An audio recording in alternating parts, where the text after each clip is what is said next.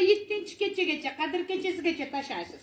Lekin Xudo sizga 27 ming so'm pulingiz uchun 1000 so'mdan, kuniga 1000 so'mdan 84 yil sadaqa qildi bu bandam degan hujjatni egasi bo'ladi. Va ikkinchisi shu ekanki, kimiki saharlik vaqtiga turganda 2 rakat qodir bo'lsa 12 rakat. 2, 4, 6, 8 niyatga qarab. Vala toqata lana bih degan oyat bor.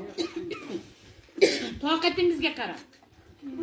2 rakatdan niyat qilib, tahajjud namozi o'qib keyin saharlik qilsangiz, qadr kechasigacha tahajjud namozini o'qigan bandaga 84 yil har kuni tahajjudga turib namoz o'qidi degan savobga ega bo'ladi.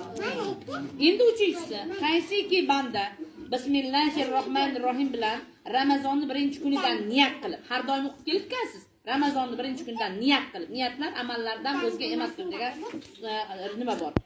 Endi kimki niyat qilib bismillah bilan Ixlos surasini 3 marta saharlikdami, iftorlikdami, peshindami, bomdodami, asrdan vaqt topib o'sha Ramazon uchun 27-kungacha, endi og'dagi 3 kunni keyin aytaman. Nima uchun 27-kechagacha? Og'dagi 3 kunchi degan savol ham tug'iladi odamga.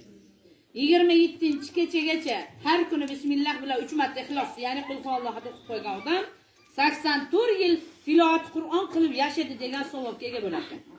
Endi to'rinchisi tugaydi shu bilan. Bu to'rinchisi esingizda qolsin. Qaysiki bandan debdi Alloh taolo. Mana shu 3 ta amalni birovga yetkazsa 84 yil Alloh uchun ma'rifat tarqatdi degan savobga ega bo'ladi. O'tiribmiz hozir. Xohlagan odamga bir kalima Qur'on o'qib qo'ysa, yo'q, yelaman deyiladi.